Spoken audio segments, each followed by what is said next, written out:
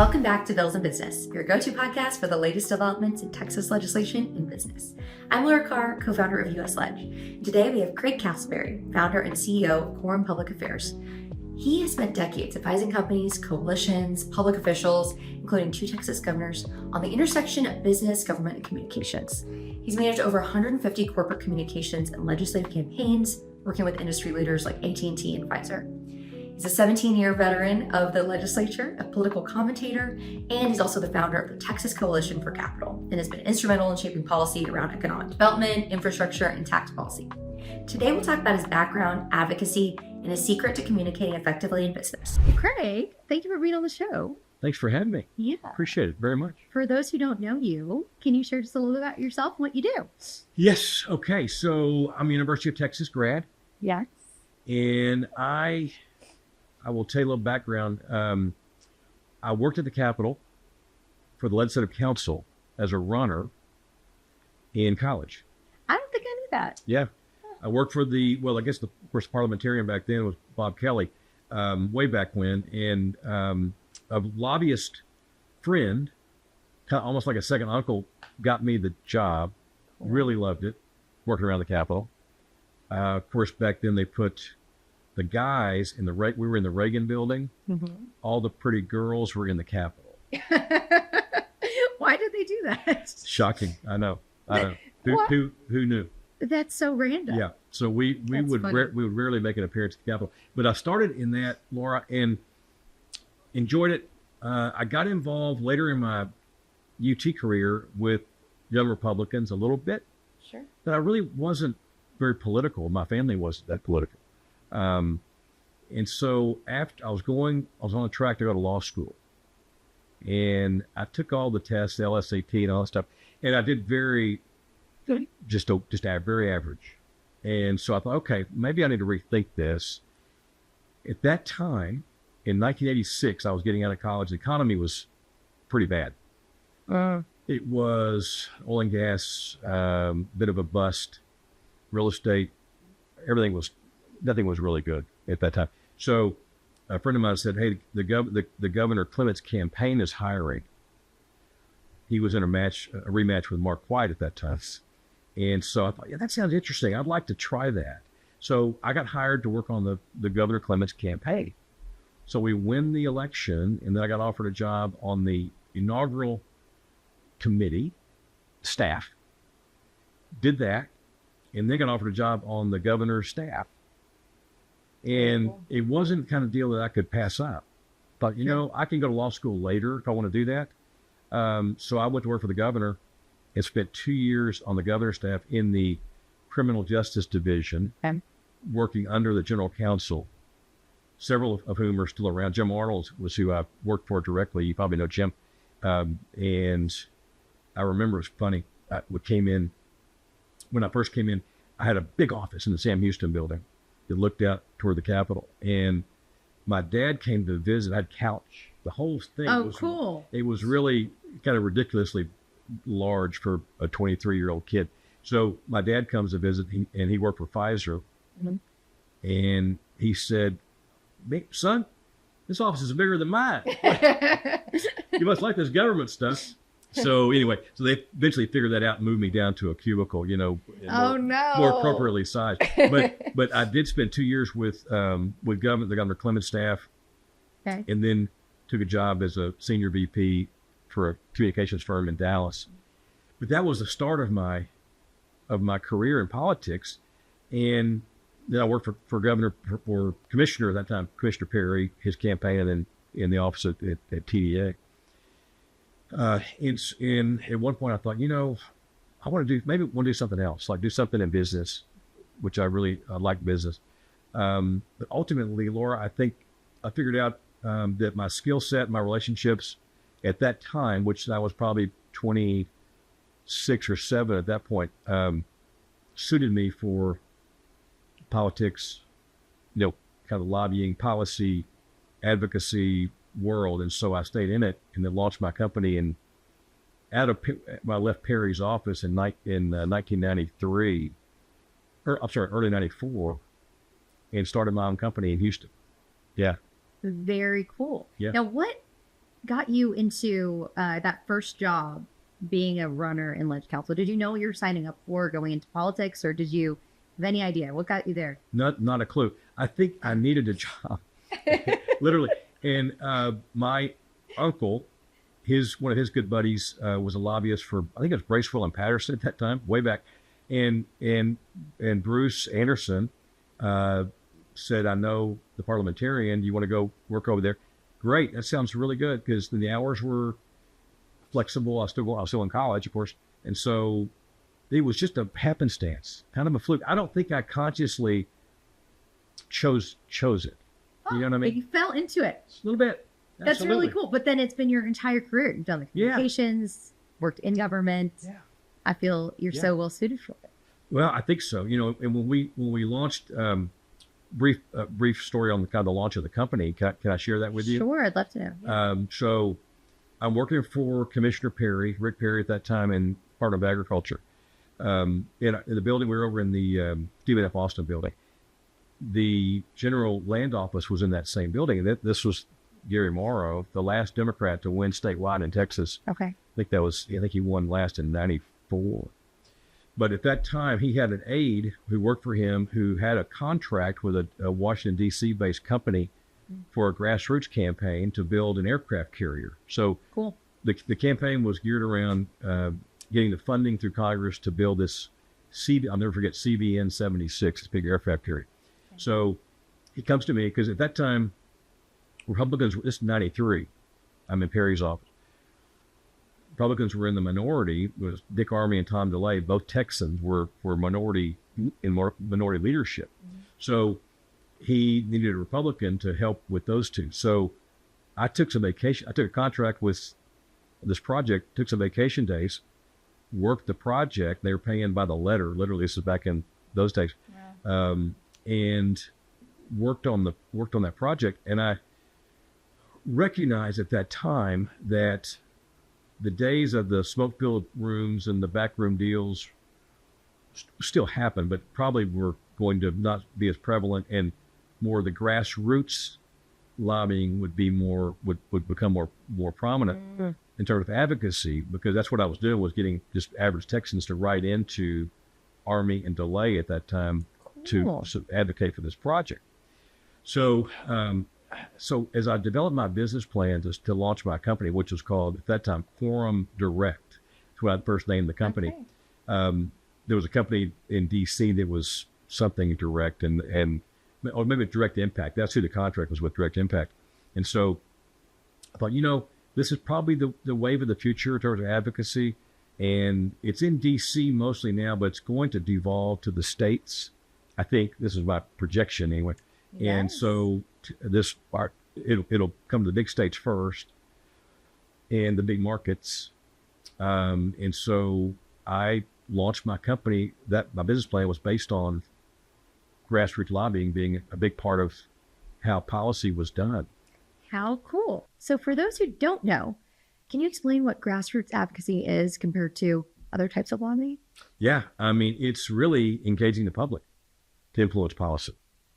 That's how I see it. And it too has evolved. And so back then, I'll give you a good example, because when I started my company in Houston, and an organization called Texans for Lawsuit Reform was founded in Houston. So I moved to Houston, launched my business, went several months with no revenue at all, because I'd had a deal that ended up not going through. And so I'm sitting there trying to just keep things together. So TLR, I get hired by TLR as a consultant to do their grassroots work. So we actually, in addition to the very effective, heavy lobby team, engaged just average Texans, we used to call them Joe and Jane Six-Pack, to push for tort reform. Mm-hmm. Luckily, George W. Bush had campaigned on it, but it's literally just getting folks in the district. So your Senator Carr, Davis, we're talking to your constituents, not you directly in this case, right? That makes so much sense, because they're the ones who come and testify and who call the offices. Being a staffer, I had to build some coalitions internally and, rally the troops to come testify. Was that part of your kind of efforts as well, or? It was a little bit. Where'd that go? Yeah, it sure was. And I think To some degree, yes. We had a lot of volume going on the tort reform campaign. Sure. In fact, George W. Bush at the time had said it was the most sophisticated grassroots campaign the state had ever seen. Wow. He was quoted as saying that. So we did a lot of volume, did it pretty well. We had great success with legislation. The testimony, I would say this about testimony. We did have a few folks who had enough, I guess, gravitas and credentials to go, in fact, testify on the issue. We call that more grass tops. To, I guess, more the influencer crowd, key contacts. Sure. We know today as that term. So we had a little bit of both, but we started that in 95, really the session of 95. Yeah. So what would you do? You would go and talk to different communities and groups as a whole and share the message, or how did you get the word out? Yeah, we did actually. In fact, that's a great question, because I'm thinking back on it now. We had a speakers bureau, and I think people like Lee Parsley probably were out doing a lot of that and stirring up the grassroots and finding these influencers and people to testify, that kind of thing. However, we also did a lot of mail. This is back in the beginning of the 90s. A lot of mail and phones. A lot of mail, direct mail campaign, phone campaigns where we literally patch. We call a constituent, educate them on the issue, and then patch them through to Senator Carr Davis's office. Sure. And they say, please support Senate bill, whatever it was. And so there's a lot of that going on too. I see why a lot of your clients desire those skills now, because now are your clients predominantly tech, venture capital, data centers? I know. What is it that you're working on now specifically? Yeah, so I would say right now, data centers is a big focus, just given the growth of that sector. My client base, I'm just a hired gun like many, but my clients are corporations, mostly companies of all sorts in the business, in the business community. And the data centers, as you know, are growing like crazy. There's $13 billion worth of data center projects underway in Texas right now. Wow. Yeah. I worked on this since about 2019, back when the sector was not as organized as it is today. Now we have the Data Center Coalition, which is really broad and deep, and lots of talent involved. And so we want to grow the space, grow the sector, right? It's an emerging sector, just like space, semiconductors, AI. A modern economy runs on data. Everything we do whether everything on your phone, right, emergency services, telehealth, manufacturing, everything in our economy relies on the flow of data. So we have to have the data centers. Absolutely. We also need power, lots of power. So we've got to add capacity to the grid. So the rub is at the Capitol is how do we grow the sector, which is vitally important, and really lead in it, but also not impact the grid in a negative way. Make sure that ratepayers aren't on the hook for whatever the power that we're using, and that they're not subsidizing what we're doing, and they're not, and they won't. And we're committed to that. How have you seen it change with the shift from 2019 of all the people moving to Texas? I moved here a little after that, but it's changed a lot, and so many more people moving, so many more businesses. That's exactly what I was going to say. We've had a tremendous boom, obviously, in population and in economic growth. Mm-hmm. And that just simply, that requires more data flow, right? So we've got to do it. Texas wants to lead in it. But again, we have our own grid. So we've got to be forward thinking in how we plan for that going forward.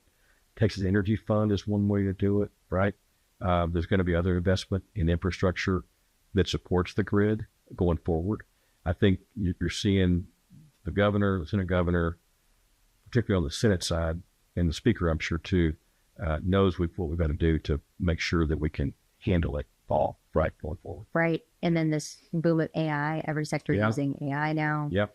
So absolutely. It's an exciting time. It is. That's the Stargate stuff is kind of interesting, and I haven't gotten my head fully around. That's the President Trump initiative, OpenAI and Oracle and those guys. That's another piece of it. AI, and I think again, we want to lead in that space. By the way, I will say in this kind of on topic here, Governor's State of the State address, he said we want to lead in nuclear, and most of us in the business community, TAB included, favor an all the above approach in terms of power. That includes renewables, includes everything, gas, all of it, nuclear. Governor City wants to lead in nuclear, and so that's going to be another piece of the puzzle long term, I think. Sure. Yeah. Well, going back a little just to your communications background and grassroots strategy, I have a visual aid here. Oh, good. Of a book that you gave me that you authored. So the business of the business of winning politics, communication strategies for innovative companies. Yep. So I'm on page 1 of this, Craig. So I'm about to dive in, but tell those a little bit about it. Don't rush into it. No, this is great. Well, it's a good size. It's a manageable read. It is a man. But what drew you to write this? So, by the way, my joke about this is I feel like Jerry Maguire from the movie, Tom Cruise, Jerry Maguire. He would call it he wrote the missions, was a mission statement. And people, they loved your, Troy Aikman says, loved your memo, Jerry. He said, it's a mission statement. I edited this all down so far that it looks like more of a mission statement than an actual book. But, Laura, I think, so when I worked with ExxonMobil and Pfizer on putting a face on their company, right? Okay. And let me explain. You've got these monolithic corporations and you kind of think, well, okay, ExxonMobil's cranking out oil and gas and Pfizer's cranking out pharmaceuticals. And they are, obviously. But they also are contributing tremendously to the Texas tax base, philanthropy, community work, the employees that are involved. Mm-hmm. Putting a face on what they're doing to support the states in which they operate. That was the objective with those two companies. In Texas, for Texas, I think was our ExxonMobil piece. Pfizer was something similar. So I wanted to try to explain in this book how an effective, public and government affairs program can really boost your company's bottom line and how to tell your story better. That was the genesis of the book. And again, communicating with the public more effectively, getting them engaged in many different ways, employees and everybody that's vendors, suppliers, part of the concentric circle who can help you again tell the company story. That was started. That's amazing. And I'm really excited to read it because it's something we're working on so much now. I was saying just before, we're hiring up head marketing, and it's just communication and communicating your story is so true for a business because absolutely. Some have amazing products. There could be amazing things out there, but if you can't communicate it well, then you're not going to get anywhere. I agree. Yeah. I'm excited. I'll give you my full review very soon. Please do. Yes. Privately, please, not if it's bad. I'm sure it won't be. You have some great experience. So you're working with the Texas Coalition for Capital.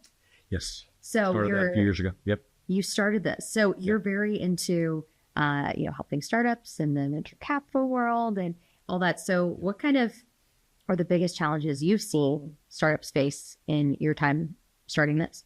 Yeah, I mean, the reason we started the coalition was to try to move Texas up the board in terms of access to capital and venture investment. I think we're still 7th. We don't like to be 7th. No, we can't hear from them. California still, East Coast, Boston, some of those hubs outperform us in venture capital. We need to do a better job, and I think we haven't focused enough on it. We've got so much opportunity in Texas to do more and make sure they've got access to the capital for growth, like you've seen with your company. It's vitally important. It's also important for rural Texas too, and we're working on that still to make sure that rural companies who have fewer options maybe give them more. So some of that can be done legislatively through tax credits and things of that nature within reason. Okay. But there's no reason not to leverage some of the resources the state can bring to help at least underserved areas Sure. have access to capital. So that's what I've seen. I think obviously, Texas, gosh, we have such an innovative spirit, and a can-do spirit with our entrepreneurs, the best. And if you were to ask me kind of what's catalyzed the growth we've seen in the last 30 years, entrepreneurs definitely one. Two is probably leadership, public policy, kind of a climate built for growth, not getting in the way of entrepreneurship, Business friendly. It is a very business friendly state. Business friendly state, right? Yeah. Even going back to tort reform, I'll come back to that in a minute if you want to hear about kind of where I see the, what's led to our 30 years of incredible growth. I'm working on a piece now called 7 for 7 because we're now the 7th largest economy in the world. And there are 7 key reasons I think that is. Do you mind sharing some, or is that to come? No, I can do it right now. That's really cool. Yeah. I'd love to know. Yeah. So I think going back to the entrepreneurial spirit, you think about some of the greats, going back to remember the book, The Big Rich? Yes. The oil and gas guys, the Hunts, the Cullens, the Richardsons, the Murchisons, back in the 30s, 40s, 50s, probably. And then you go forward to Ross Perot, Michael Dell, Drayton McLean, these Governor Bill Clements, last of his kind, was a wildcatter before he became the governor, got into politics. I think there's a guy named Elon Musk that lives here now too. So. Yeah. Yeah. So we've always had kind of this entrepreneurial spirit, right? That's in Texas, that's a big thing. And we're kind of, open for business, right? We know that. But the leadership at the top in Texas, from Bush to Perry to Abbott, has contributed, and the legislature, again, policy climate built for growth. And so those things I think have been very key. Of course, our low tax system, no income tax, personal income tax at all. Property taxes can be improved. I think they're going to address that this session, I think, in terms as far as that goes. So I still think we're a relatively low tax state, which I think has been a factor. Why Eric moved here? No income tax. No, you're right. That's right. Right. And think about the diversification of our economy recently, right? Mm-hmm. I mean, from oil and gas to now we're, finance and tech and health and medical and all these different, now we're going to space, AI, data. We diversified the economy smartly and planned ahead. You think back to the rainy day fund. Back in like the late 80s, I think it was late 80s, we established the Economic Stabilization Fund, rainy day fund. And coming out of a crash in the 80s, I mentioned I got 86, oil and gas had crashed, real estate was a mess.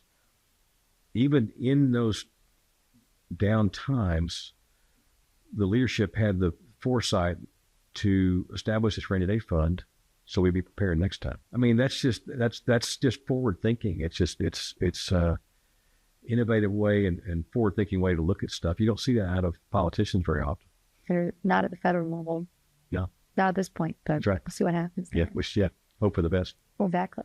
What do you see as far as your work with venture capitalists? What role do lobbyists play in that world?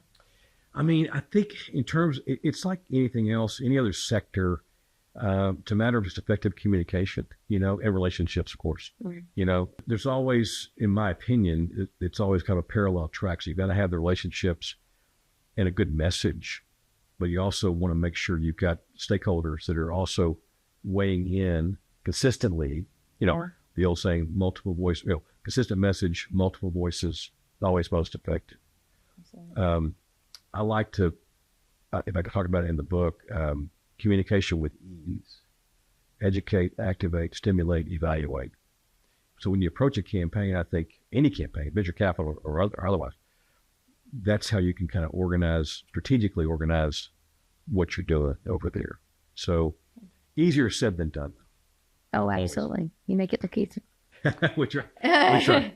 So what advice would you give to businesses in Texas starting out, maybe who don't have capital yet, just in general? What kind of business advice would you give? Wow. Business advice. Well, I guess have a game plan, you know. And this is, I guess, somewhat analogous. Can I use another acronym? Of course. AIM, Okay. AIM. Identify your audience, Mhm. your influencers, and your message.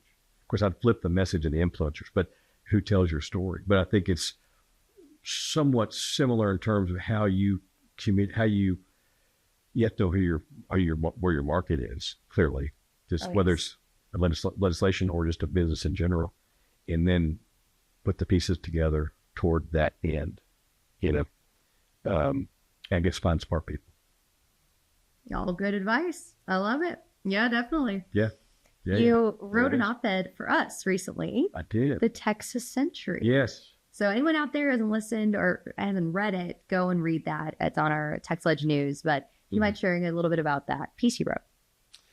Sure. I mean, obviously I'm a Texas homer, and the stuff we've done in the last, 30 years has been amazing. And my career has sort of paralleled this. I've seen it, up close and personal, because I started in 94. Mm-hmm. That was the George W. Bush year and governor's race, and tort reform in 95. I talked about this in the piece. I think started it to some degree. The courts were a mess. We needed a little more sanity within our civil justice system, and we got it in 95. I think we passed 8 of 11 bills that session. So you start there, and you kind of move forward in what we've done from there with the TEF, the Enterprise Fund, the deal closing fund, right? And things like that have again been forward thinking.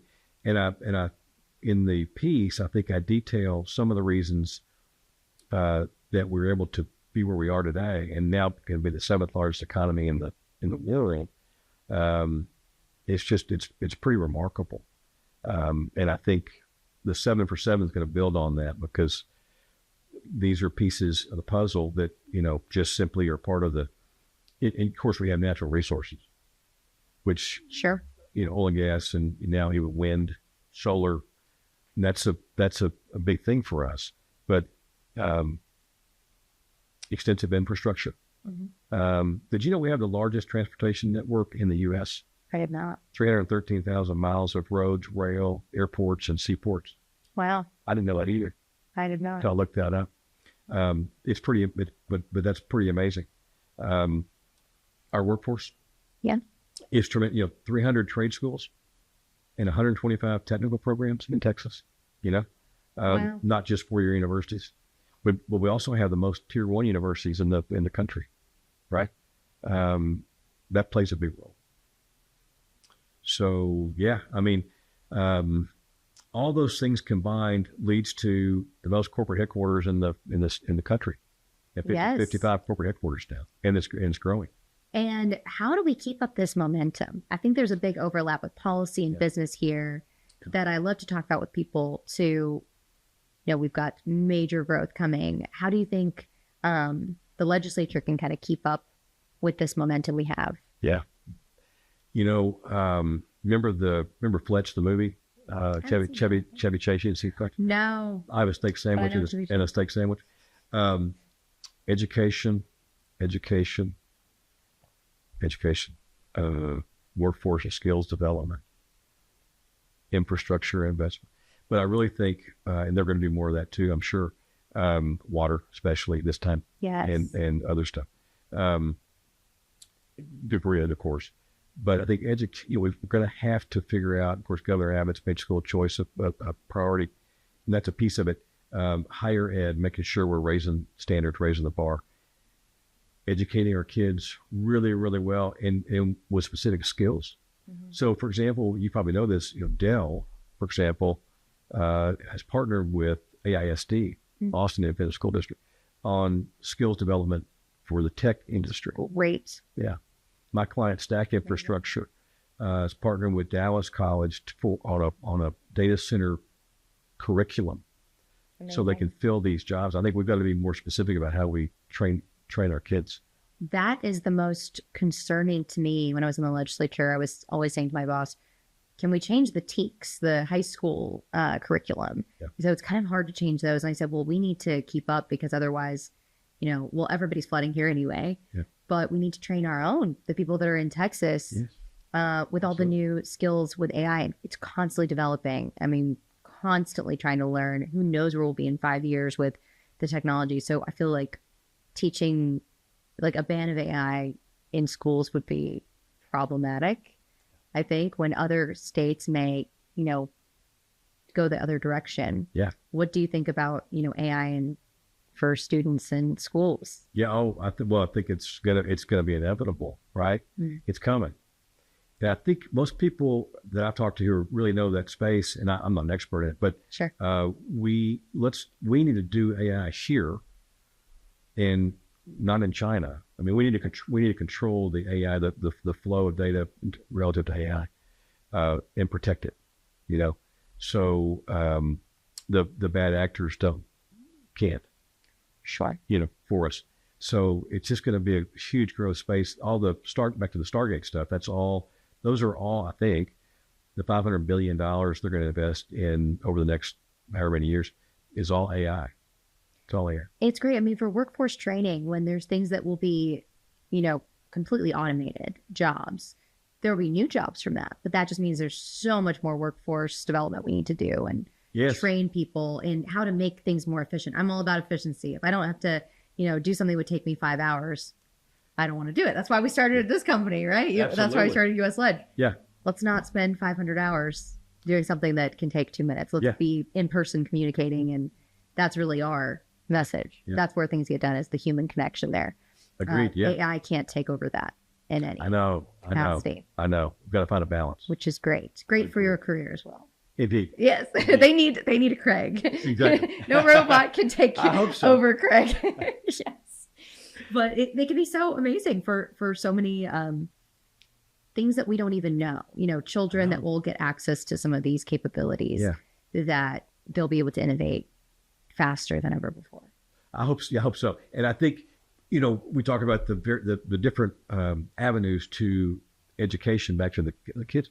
You're going to have certifications and you're going to have trades. You're going to have, again, specific skills learning that goes on outside of the 4-year universities, hopefully, because I think I think it's inevitable. And I think it seems to me the kids, based on my son, his generation, a lot of the kids are just doing things differently in terms of what their education than when you and I were coming up. Or when I should lump you with me. I used to say with my old boss, I said, we're the same age. Right. We're the same age. We're the same. I'll take it. Yeah. You're the same age. In maturity-wise, you're definitely beyond your years. Thank you. I've always been an old soul, so appreciate that. Yes, indeed. So you mentioned infrastructure. What is the legislature doing this session that you're aware of, or do you think they will do, because they're still early, to enforce that? Well, so I think it's going to be water and grid related mostly. I mean, but there's going to be investment in everything.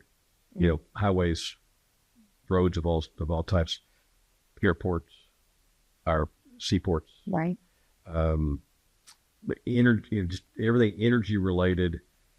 It needs to be priority. Senator Perry has the water bill, and it's about transmission, just like electricity. Of course, in that case, more pipelines, getting stuff more efficiently where it needs to go. Water, especially, I think is the focus there. And there's got to be. By the way, I've heard on the back to the grid stuff too. The transmission lines probably need to be modernized in some way. So it's not just the capacity of power, it's the transmission, getting it from one place to the other, I think can also be improved. I'll say that. Sure. No, DC and Texas are so different. I've noticed as well. You did both. I did, yes. So I was on the Hill in the House and Senate for a couple of years. And then when I came to Texas, thought it was the same. And I definitely realized it was not. Very, very different. So each state capital's very different. Yes, I've heard that. Other states too. Right. There's some states that have like a uniparty legislature. So interesting.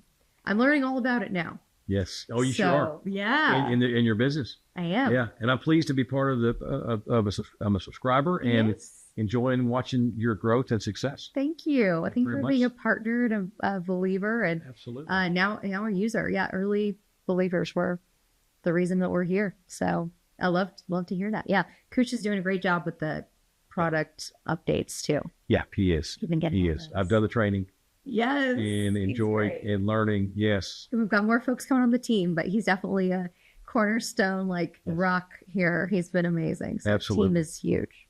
Yeah. Team is so big. Yep. What do you think's next for you with Quorum Public Affairs and this session and where you're hoping to get this next couple years? World domination. I love it. You know what, Laura? I am always looking to innovate in terms of advocacy, which is partly why I partner with you guys, because that's what you're doing, as a tool, as part of the process. And I want to keep doing that. Interestingly, I have a son who's 27. I don't know if he wants to come into the business or not.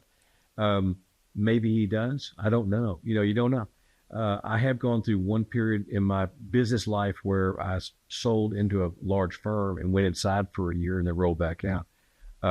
That's always an option, I suppose, in all of our business lives. But I wish I could tell you I had a 5-year plan.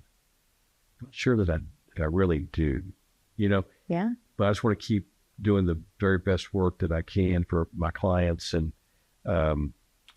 again, making sure Texas is the best place in America for business. I love that. I'm all about that. Your son was on the call, so Yeah. that we've had recently. Has he gotten any bug or anything to be in the Capitol, or what do you think? I don't think so. I've encouraged it. He has resisted a little bit so far. I think at the moment he wants to be his own man. Oh. And I understand. Yes. We all go through that period. Sure. He works for the soccer team, Austin FC. Oh, very cool. He's coaching lacrosse. He works for a property management company. He's going back to school. Okay. So I think he has a full plate. Yes, he does. But I do think the Capitol, I'd like to see how he likes it. Right. When he's actually in it, there's an energy about the Capitol that's just amazing. But I love that you're, leaning into all the new innovative systems and things that can make us more effective, because I know there's different types of lobbyists, and I know you're definitely the communicator and the front facing person. Mm-hmm. So I relate to more as well. Yes. So for me, any kind of admin or research behind the scenes that takes hours is just not what is best use of my time. Right. I'd rather have that presented in a way to me. Yes. So that's kind of what I'm using. Well, your skill set is very much client facing, people facing. Sure. In my opinion, it's gonna be hard to replicate Laura in other states. We are looking for that. I know you So are. we'll just chat. I know if you you are. have any folks in other states, I know Eric's talked to you about, but that's going to be the hardest hire I think we make. It is Mm-hmm. because you're the best. Thank you. You really are. It's just hard to find you. We will do it. And I know though. that's true. We will do it. I am ready to find. Okay. Ready to find some Yeah, well, I know you will. replicates in other states. Yeah, I know. But we'll see. We'll all go to get a drink and we'll get an interview from Craig to see if we do. Yes. Yep, I'm excited. I think that's the way though to go forward. Yeah. Well, I like your plan. I'm Based very on what I've excited. heard, I like your plan. Thank you. You're going to do well. Thank you. We can chat more offline. We've got some secrets I won't share. Indeed. But yeah, I'm very excited about where we're going. Yeah. And thank you for all your help. My pleasure. Yeah, My pleasure. seriously. Of course. Craig, before we kind of wrap, Yes. Is there any kind of final pieces of advice or guidance you would give to this next generation at all? Just your words of wisdom here. You know what I think? Gosh, I know it's broad, It is broad. So but it's okay. But I think you have to have a passion for what you're going to do. You know what I mean? And it doesn't have to be. You have to be motivated. I ask young people all the time, are you motivated by money or passion or cause, whatever it is? But trying to figure that out, because as they say, if you love what you're doing, the money will follow. Yes. If that's your goal. In other words, don't go into an occupation just for the money, but necessarily, but also make sure you kind of figure out where your skills fit. Absolutely. You know, so when I was thinking about getting out of politics back in my 20s, I did one of those tests. Is it Briggs? Yes. Myers-Briggs. Myers-Briggs. Yeah. Right. And I think that makes sense for people. Again, if you don't know, so I admire those people that know they're going to be doctors, engineers, lawyers. Right. You know, they really know what they want to do, whatever it is, or arts or whatever. Most of us don't. Right. I think. And so you have to kind of figure it out. But I think it helps those kind of things help at least give you some sense of where your talents and interests and skills are. I think that's so smart and such good advice, because I think if you're going in the direction of something you enjoy and that you like, you're going to do it so much better than somebody who doesn't enjoy that. Great. That's what I try and push with our team. What is it that you want to do long term? And let's get you set up in that position, because you're going to love it. You're going to push yourself. That's right. You're going to enjoy it. And then for me, it's been very hard. You know, I phrase I say to sometimes is, can't be good at everything. Right. I definitely know that I can't. That's right. That's true. So I know what I'm not good at now, but I think that comes with time too, and like experience to know I am not good at this. Someone who is experienced and good at this, let's get them in here, and I'll focus more on what I am good at.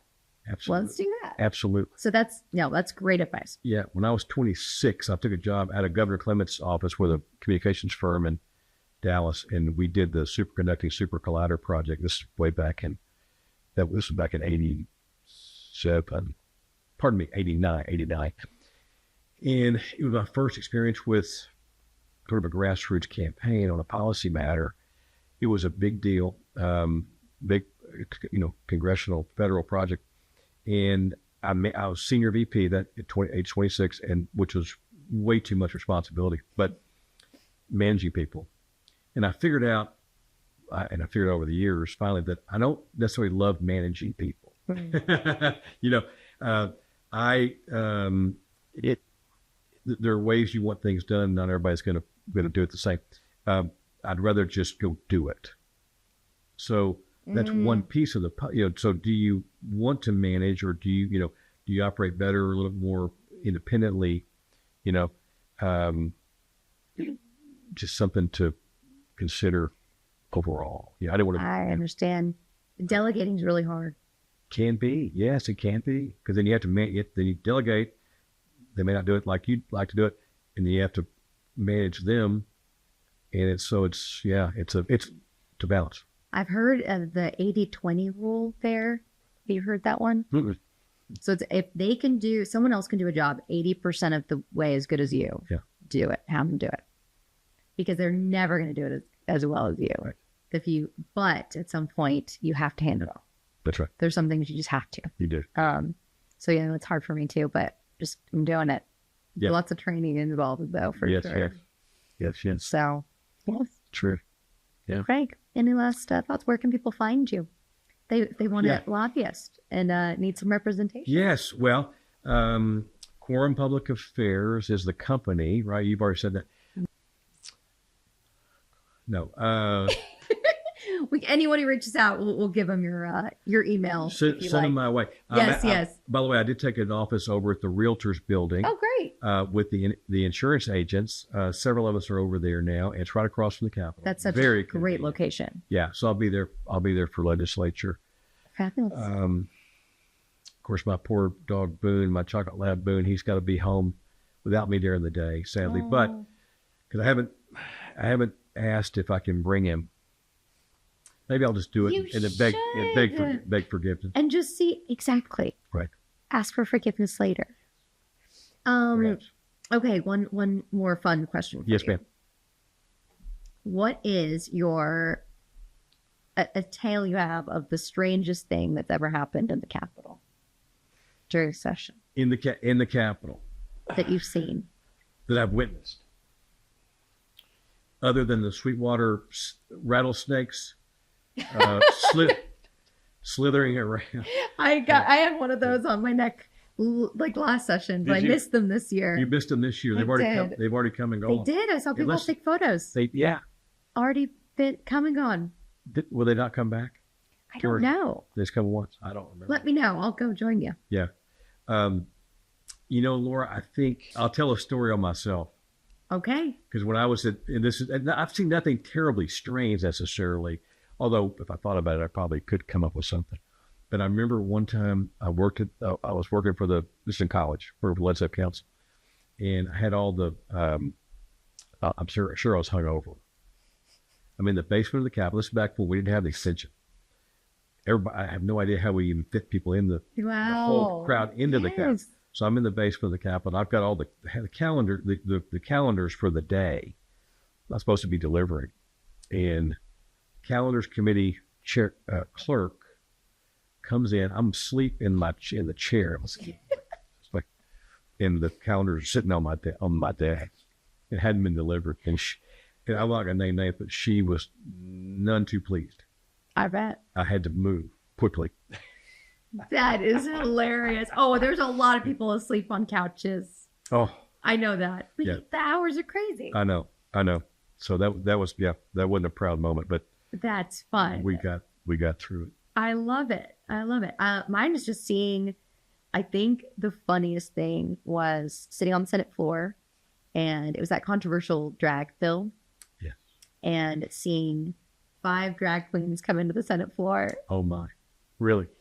And everyone around us was like, this is just such a funny view, right? State Affairs is on that Senate floor, so it's very grand and regal. It was really funny and fun. Well, you get, all walks of life come through the Capitol. You do, right? That's good Every day you see something, new, yes. Right? Which is the way it's supposed to be. I also know that in your spare time, which is, I know, limited, you are a screenwriter. Can you tell us more about that, what you're working on? Yeah. I think people say, well, why'd you get into it? How'd you get into it? And I remember thinking, you know what? First of all, I like to write creatively. I always have. Yeah.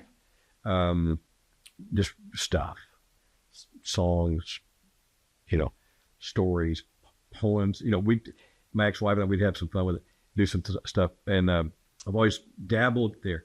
But I was talking to my friend Patrick Terry, who runs P. Terry's Burger Stand. Cool. Before he started P. Terry's. He'd just come back from UCLA writing school, and we talked about the genres and what he learned and stuff.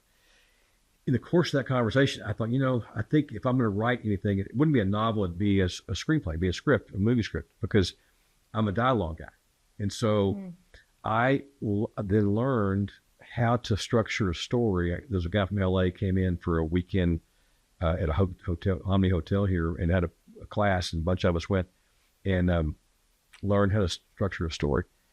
I remember thinking, if my company goes belly up, I need a backup skill.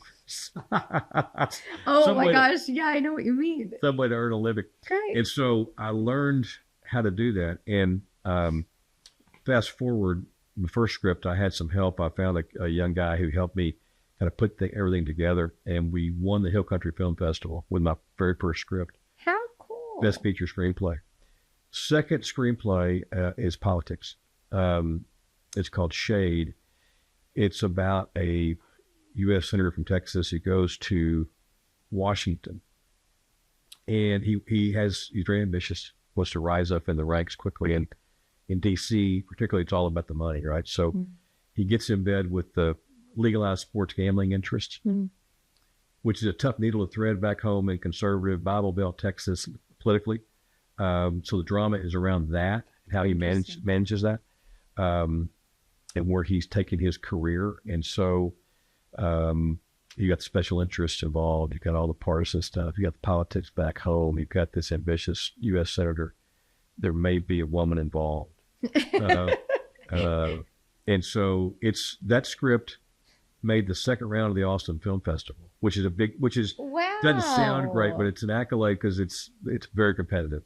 Yes. And we've had some recognition. So it's a fun hobby, and I want to do more of it in my spare time. when I'm not playing golf. Well, it's out there to the public. Yeah, you're a busy man. Where can we find Shade?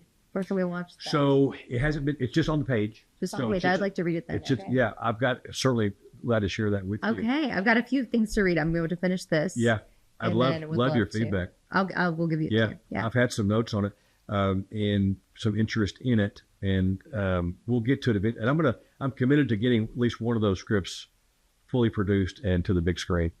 It'll just take a minute. How cool! I've learned, Laura, like anything, I tell people, like anything else, you write a good script that actually receives good reviews and some accolades, but nobody's beating down your door to buy it or to make it. You have to go you got to go sell it, find the right producer, find the right partnership. That could be you. No one better to go sell that. That's right. I've had to spend time on it. That makes sense. How long did it take you to write? The second script took probably 6 months, all told. Sure. From start to finish, working through. Typically, I'll go away. I'll go somewhere away from my normal routine and write. So, first script I wrote back then, I literally note carded it in L.A. And Shade I wrote mostly in Aspen. Hey. Just over 3 or 4 days, holed up doing it. The bulk of it, not all of it, of course, but the bulk of it got done like that. Like the guy remember the movie with James Caan and Misery when he goes off and to finish, writes his books, and then, it didn't end that. It didn't end that way, but I hope so. You get the idea. The writers have to kind of go away and focus and knock it out. That's kind of what I do. How cool! Well, I'm excited to read and hopefully see Shade on the big screen. Indeed. Someday. Yep. We'll do it. Well, thank you for being on, Craig.